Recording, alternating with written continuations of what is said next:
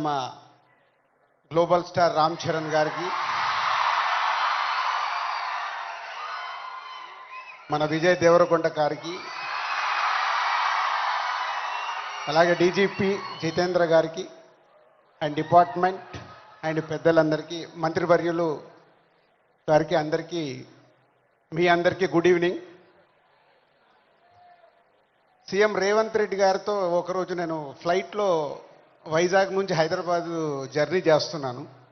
ఆ రోజు ఎందుకో రేవంత్ రెడ్డి గారు నాతో ఒక మాట చెప్పారు, తెలంగాణ రాష్ట్రంలో డ్రగ్స్ లేకుండా చేయాలి అని. ఇది దాదాపు ఒక 9 months బ్యాక్ జరిగిన సంఘటన.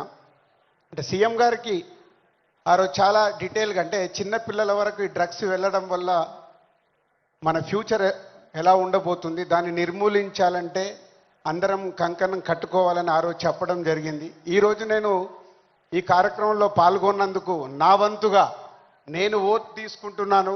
నేను కానీ, నా కుటుంబ సభ్యులు కానీ, నా స్నేహితులు కానీ, నాకు తెలిసిన వారు ఎవరు కానీ డ్రగ్స్ తీసుకోకుండా నేను చేయగలుగుతాను. అలాగే నాలాగే మీరు అందరు ఓట్ తీసుకుంటే ప్రతి కుటుంబంలో, మన తెలంగాణ రాష్ట్రం మొత్తం డ్రగ్స్ లేకుండా చేయగలుగుతాం. రెడీయా మీరు? ఇలాంటి అవేర్నెస్ మనకి ఈరోజు అవసరం. ఈ మధ్య మలయాళం ఫిలిం ఇండస్ట్రీలో కూడా ఒక నిర్ణయం తీసుకున్నారు.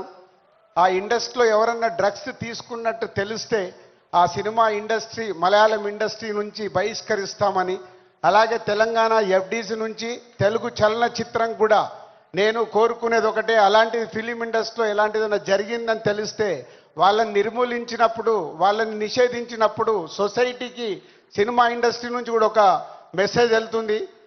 ఎఫ్డీసీ నుంచి డెఫినెట్గా ఫిలిం ఇండస్ట్రీలో మాట్లాడి తెలుగు సినిమాలో కూడా అది పాటించేలాగా చేస్తాం.